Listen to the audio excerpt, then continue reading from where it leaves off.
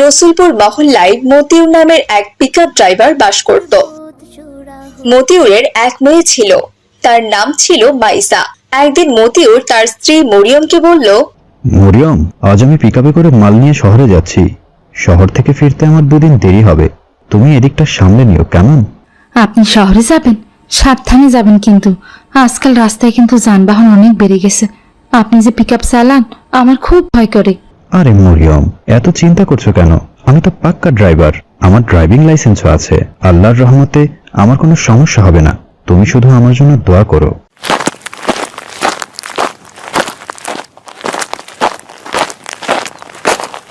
আসসালামু আলাইকুম বাবা। ওয়ালাইকুম আসসালাম মামাইশা, তুমি স্কুলে যাচ্ছ?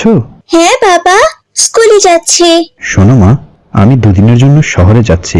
তুমি কিন্তু মন দিয়ে পড়াশোনা করবে, আর তোমার মা যা করতে বলবেন তাই করবে, ঠিক আছে? আর হ্যাঁ, নামাজ পড়া কিন্তু একদম মিস করবে না। আচ্ছা ঠিক আছে বাবা। এক কাজ করো মামাইশা, তুমি আমার পিকআপে উঠে বসো, আমি তোমার স্কুলে নামিয়ে দিয়ে তারপরে যাই। ঠিক আছে বাবা।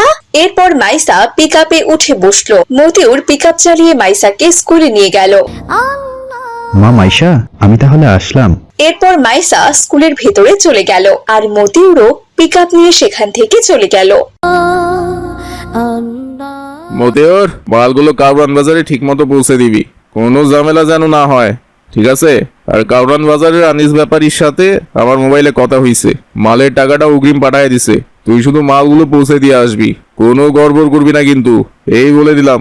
আচ্ছা ঠিক আছে সাহেব, আপনি চিন্তা করবেন না, আমি আল্লাহর রহমতে অবশ্যই আপনার মাল পৌঁছিয়ে দেওয়ার চেষ্টা করব ইনশাআল্লাহ। আচ্ছা ঠিক আছে, এই নে, এখানে তোর ভাড়া 10,000 টাকা আছে, আর এই হলো আরো 3,000 টাকা। এই টাকা দিয়া তুই তোর পিকআপের তেল কিনা নিস। ধন্যবাদ মহাজন, আমি তাহলে এখন আসি, দোয়া করবেন। আসসালামু আলাইকুম। ওয়ালাইকুম আসসালাম। এরপর মতিউর তার মহাজনের কাছ থেকে বিদায় নিয়ে পিকআপ নিয়ে ঢাকার উদ্দেশ্যে রওনা দিল। যমুনা সেতু পার হতেই মতিউরের পিকআপের সাথে অপর প্রান্ত থেকে আসা বড় ট্রাকের ধাক্কা লেগে গেল। অত বড় ট্রাকের ধাক্কা খেয়ে মতিউরের পিকআপ ভেঙে চুরে খান খান হয়ে গেল, আর মতিউরের এক পা কেটে গেল। সেখানকার লোকেরা অ্যাম্বুলেন্সের ব্যবস্থা করে আর মতিউরকে হাসপাতালে নিয়ে যায়।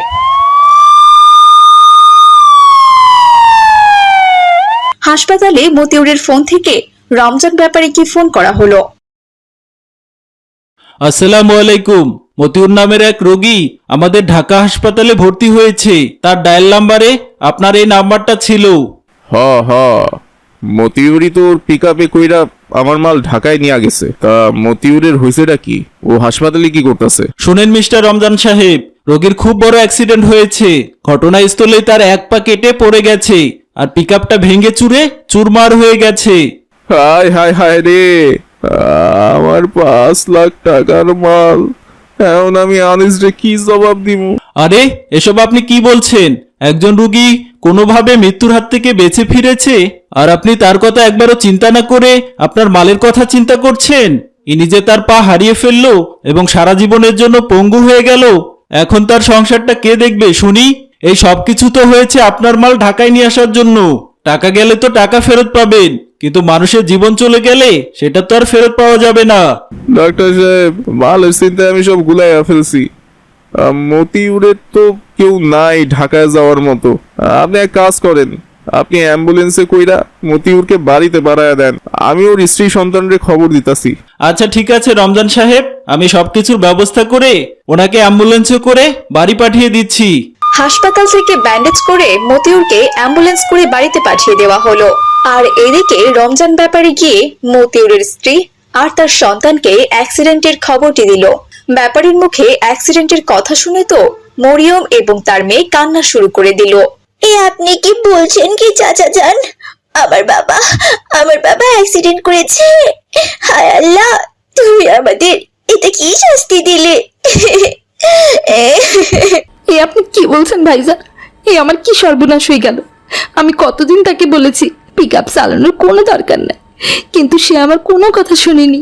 তিনি সবসময় বলতো তিনি নাকি পাক্কা ড্রাইভার। আজ আমার কি সর্বনাশ হয়ে গেল!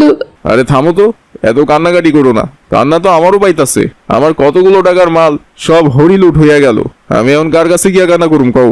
নিজেরে শান্ত রাখো। তুমি এত কান্না করলে তোমার মেয়েটার কি হইব বলো? একটু পরে মতিউর অ্যাম্বুলেন্সে কইরা চইলা আইব। আমার ডাক্তারের সাথে কথা হইছে।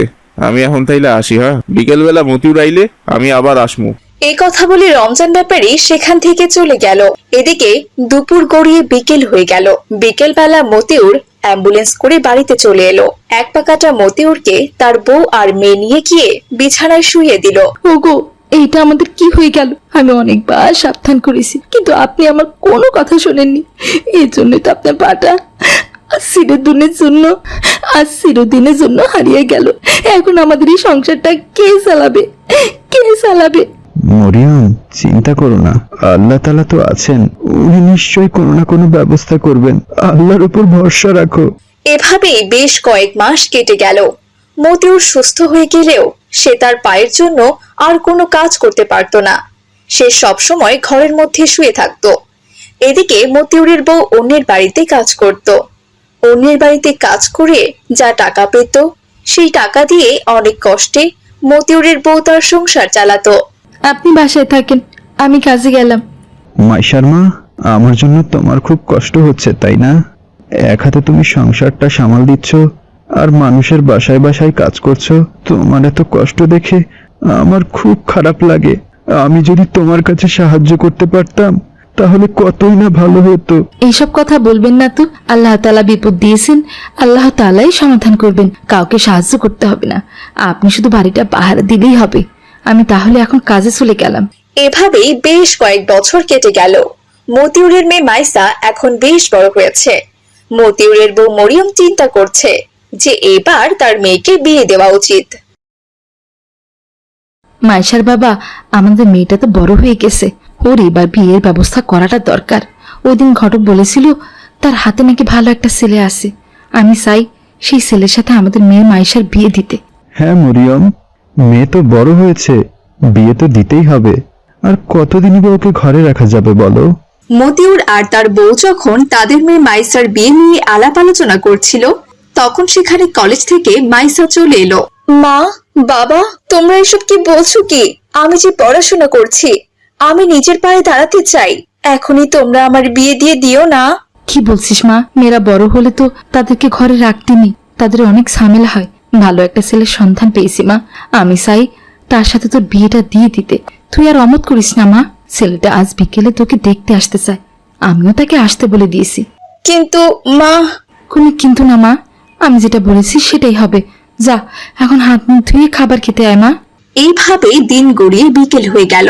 বিকেলবেলা জুবাইর নামের এক ছেলে মাইসাকে দেখতে এলো। মাইসাকে দেখে জুবাইরদের যদিও বা পছন্দ হয়েছে, কিন্তু তাদের বাড়িঘর আর পঙ্গু বাবাকে দেখে জুবাইর মাইসাকে বিয়ে করতে রাজি হলো না। সে মুখের উপর বিয়ে করবে না বলে মোটরসাইকেল নিয়ে সেখান থেকে চলে গেল। দেখেছো মা, তোমাকে বলেছিলাম না আমাদের মতো গরিব মানুষদের কেউ কখনোই গ্রহণ করবে না, কেউ বউ হিসেবে মেনে নেবে না। মা, তোমরা আর আমাকে বিয়ে করতে বলো না, আমি আমার নিজের পায়ে দাঁড়াতে চাই। কিন্তু তুই কি করতে চাস মা? আমরা তো তোর কথা কিছুই বুঝতে পারছি না মা। মা, আমি ব্যবসা করতে চাই। ব্যবসা করে আমি অনেক টাকার মালিক হতে চাই। তুই একটা মেয়ে মানুষ হয়ে কিসের ব্যবসা করবি মা? মা, মেয়েরা কি ব্যবসা করতে পারে না বলো? এ সময় মেয়েরা কিসে পিছিয়ে আছে তুমিই বলো। আমি আল্লাহ তাআলার হুকুম মেনে পর্দা সহিত যদি ব্যবসা করি তাহলে কোনো সমস্যা হবে না মা, তুমি দেখে নিও।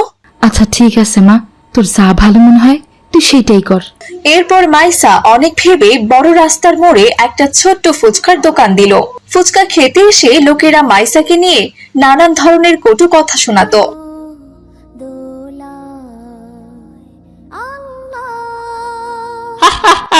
আজকাল তো দেখছি মেয়ে মানুষও ব্যবসা শুরু করে দিয়েছে।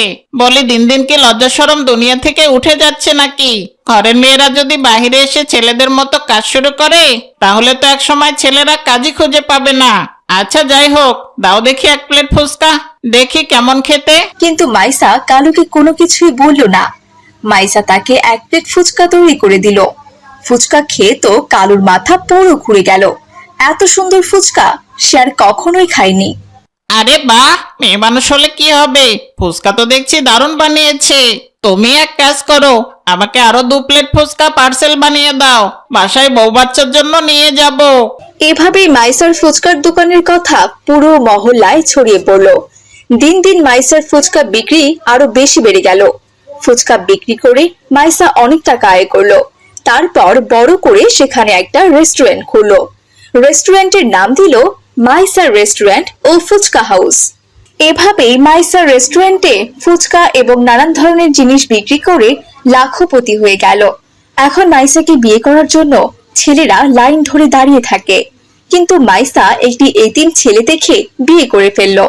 আর তারপর তারা পরিবারের সবাই মিলে সুখের শান্তিতে দিন কাটাতে লাগলো। রসুলপুর মহল্লায় মতিউর নামের এক ধার্মিক লোক বাস করতেন। মতিউরের পরিবারে তার এক ছেলে আর তার এক মেয়ে ছিল। ছেলের নাম আব্দুল্লাহ আর মেয়ের নাম ছিল মিম। মতিউর তার ছেলে আব্দুল্লাহকে হাফিজি মাদ্রাসায় পড়াশোনা করানোর জন্য শহরে রেখে দিয়েছে, আর মেয়ে মিম গ্রামের মাদ্রাসায় পড়াশোনা করছে। মতিউর তার স্ত্রী সন্তানদের নিয়ে বেশ ভালোই সুখে দিন কাটাচ্ছে। আসসালামু আলাইকুম আব্বু। ওয়ালাইকুম আসসালাম বাবা আব্দুল্লাহ, কেমন আছো? আলহামদুলিল্লাহ, আল্লাহ তাআলা আমাকে ভালো রেখেছেন। আপনি কেমন আছেন আব্বু? আলহামদুলিল্লাহ, আমিও ভালো আছি বাবা। তা বাবা আব্দুল্লাহ, তোমার কি টাকার প্রয়োজন? আমি কি তোমার জন্য টাকা পাঠিয়ে দেব? না আব্বু, আসলে আমি ফোন করছিলাম। আমাদের মাদ্রাসা গ্রীষ্মের জন্য 7 দিনের ছুটি দিয়েছে। সবাই যে যার বাসায় চলে যাচ্ছে। আমি কি বাসায় যাবো আব্বু, নাকি এইখানেই থাকবো? কি বলছো আব্দুল্লাহ, তুমি মাদ্রাসায় থাকবে কেন? তোমার মাদ্রাসা যেহেতু 7 দিনের জন্য বন্ধ আর সবাই সবার বাড়িতে যাচ্ছে, তুমিও বাড়িতে চলে এসো। তোমার বাড়িতে তুমি আসবে, এখানে আবার অনুমতি নেওয়ার কি আছে বাবা? আচ্ছা ঠিক আছে আব্বু, আমি একটু পর গাড়িতে উঠবো। আচ্ছা ঠিক আছে বাবা, সাবধানে এসো কিন্তু। ঠিক আছে আব্বু, আসসালামু আলাইকুম। ওয়ালাইকুম আসসালাম।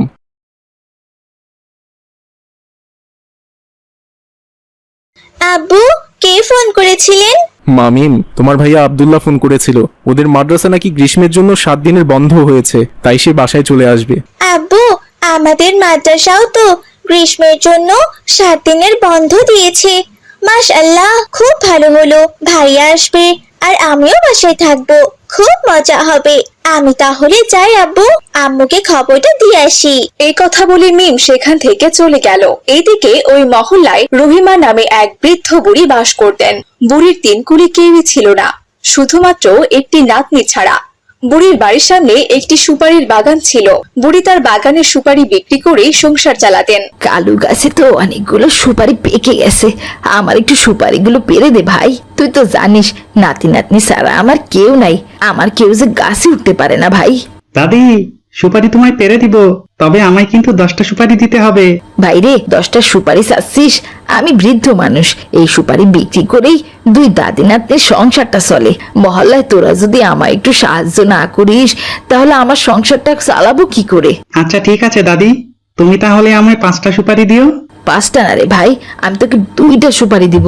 আর কথা বলিস না ভাই, দে এখন সুপারিগুলো আমায় পেরে দে। দাদি, 2টো সুপারিতে লস হয়ে যায়। ভাইরে, এখন লাভ লসের আর কি আছে বল? এই বৃদ্ধ মানুষের সেবা করলে আল্লাহ তাআলা তোকে অনেক সওয়াব দিবে ভাই। আচ্ছা ঠিক আছে দাদি, আল্লাহর কথা বলেই তো তুমি আমাকে দুর্বল করে দিলে। আমি তাহলে উঠছি গাছে, তোমাকে সুপারি পেরে দিচ্ছি।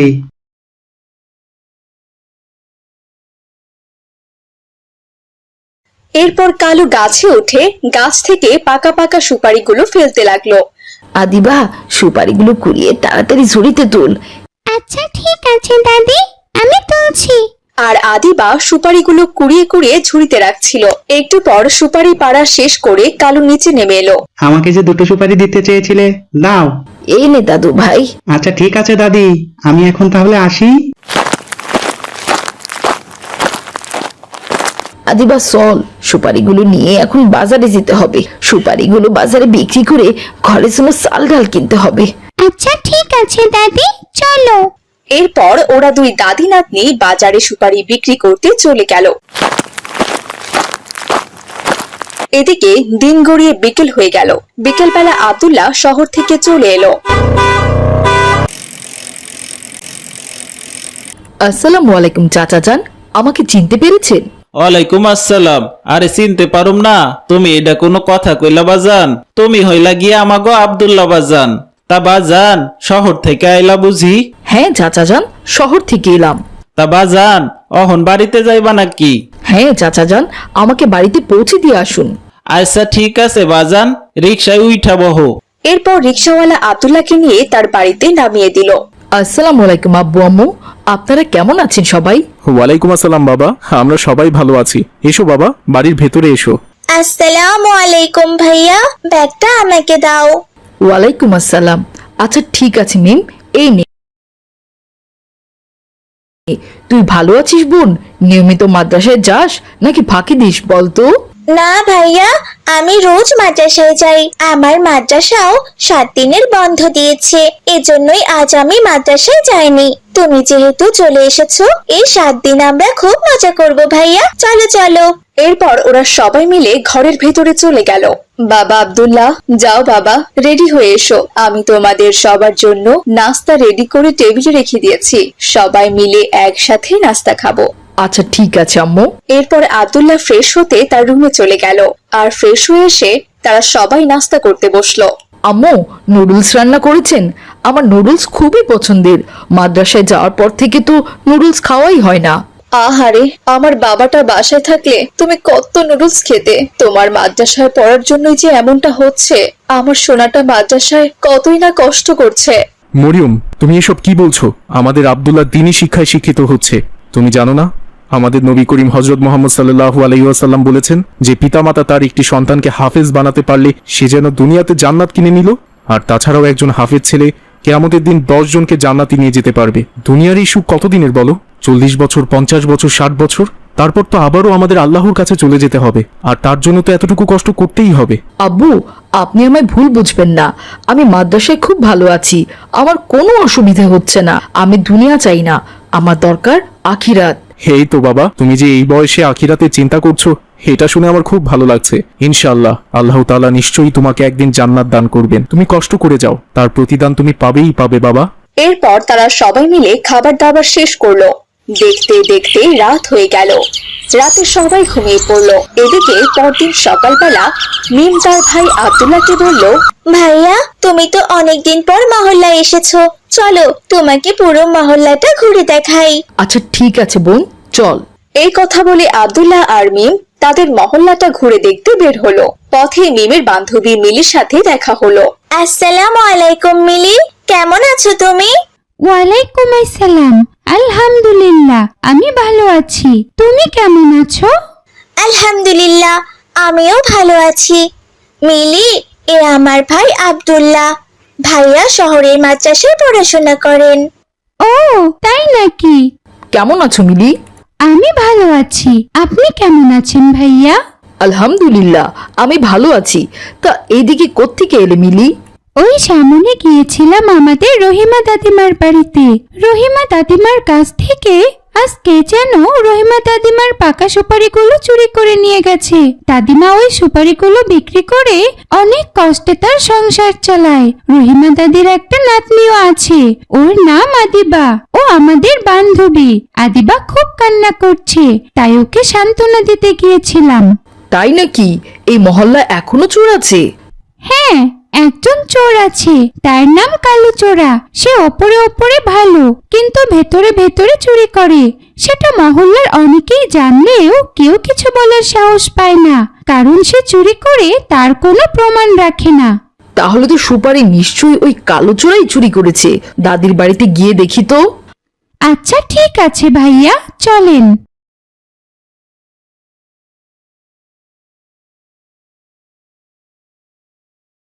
আসসালামু আলাইকুম দাদি। ওয়ালাইকুম আসসালাম আব্দুল্লাহ দাদু ভাই, তোমাকে অনেকদিন পর দেখলাম। হ্যাঁ দাদি, শুনলাম তোমার গাছের সমস্ত সুপারি চুরি হয়ে গেছে। হ্যাঁ দাদু ভাই, ঠিকই শুনেছো। ওই সুপারিগুলো বিক্রি করে আমার সংসারটা চলে। কে যে আমার এমন সর্বনাশটা করলো। কে আবার দাদিমা? ওই কালো চোরা ছাড়া? আরে না না মিলি, কালো মনে হয় চুরি করেনি। কালকে ও আমার সুপারিগুলো পেরে দিয়ে গেল। ওকে আমি 2টো সুপারিও দিয়েছি, তবে সে আমার কাছে 10টা সুপারি আবদার করেছিল। আমি তাকে দেইনি, মাত্র 2টো দিয়েছি। বুঝতে পেরেছি দাদি, এটা ওই কালো চোরারই কাজ হবে। চলো ওই কালো চোরার বাড়িতে গিয়ে ওকে শক্ত করে ধরলেই সব বেরিয়ে আসবে। কিন্তু এটা কি ঠিক হবে আব্দুল্লাহ? ওই কালোই তো মাঝে মধ্যে এসে আমার সুপারি পেরে দিয়ে যায়। চোর ধরলে পরে আমার সুপারি পেরে দিবে কে ভাই? দাদি, ওই চোর দিনের বেলা তোমার সুপারি পেরে দিয়ে যায় আর রাতের বেলা এসে সুপারি চুরি করে নিয়ে যায়। ওই চোর তোমার মতো একজন গরিব মানুষের সুপারি চুরি করবে আর আমরা তাকে ছেড়ে দেব? চলো দাদি, চলো আমার সাথে। এরপর আব্দুল্লাহ সবাইকে সাথে করে নিয়ে কালুচোরের বাড়িতে চলে গেল। আর কালুচোরার বাড়িতে গিয়ে দেখলো কালুচোরা এক ঝুড়ি সুপারি নিয়ে হাটে যাচ্ছে বিক্রি করতে। এই যে কালু ভাই, দাঁড়াও, তুমি সুপারি কোথায় পেলে শুনি? কোথায় আবার? আমার গাছের সুপারি? কই, তোমার বাড়ির আশেপাশে তো কোনো গাছ দেখছি না। মানে গাছ আছে। গাছ আছে? কোথায় আছে দেখাও দেখি। কালু ভাই, তুমি ধরা পড়ে গেছো। আর মিথ্যা কথা বলো না। তুমি এই বৃদ্ধ দাদির সুপারিগুলো চুরি করে এনেছো, তাই না? সুপারিগুলো নামাও দেখি। হ্যাঁ দাদু ভাই, এতগুলো তো আমারই গাছে সুপারি। কালু, তোকে আমি এত বিশ্বাস করতাম আর তুই কিনা শেষমেশে আমার সাথে বিশ্বাসঘাতকতা করলি। এই বৃদ্ধ দাদির ক্ষতি করে কি লাভ পেলি ভাই? কালু ভাই, তুমি সত্যিই দাদির সাথে অন্যায় করছো। তুমি কি জানো চুরির শাস্তি কি? ইসলামের চোরের শাস্তি হলো হাত কেটে দেওয়া। এখন তো মহল্লায় বিচার বসিয়ে তোমার হাত কেটে ফেলা উচিত। না না আব্দুল্লাহ, তুমি এমন কাজ করো না ভাই। আমার ভুল হয়ে গেছে, আমি আসলে বুঝতে পারি নাই ভাই। আমাকে তুমি ক্ষমা করে দাও। আমি আর কখনোই চুরি করব না। এই নাও দাদি, তোমার সুপারি তুমি নিয়ে নাও। আচ্ছা ঠিক আছে কালু ভাই, তোমাকে এইবার মতো ক্ষমা করে দেয়া হলো। তুমি আর কখনোই সুপারি চুরি করবে না। শুধু সুপারি কেন, আর কোনো কিছুই চুরি করবে না। এইসব চুরি চামারি ছেড়ে দিয়ে ইসলামের পথে ফিরে আসো। দেখবে তোমার জীবনটা খুবই সুন্দর হয়ে গেছে। এই কালে যেমন সুখ পাবে, পরকালেও তুমি জান্নাত পাবে। ধন্যবাদ ভাই আব্দুল্লাহ, তুমি আমার চোখ খুলে দিয়েছো। আমি আজ থেকে ভালো হয়ে যাব। এরপর থেকে সুপারি চোর কালুচোরা ভালো হয়ে গেল। সেদিনের পর আর কোনোদিনই ওই মহল্লায় কোনো কিছু চুরি হয়নি।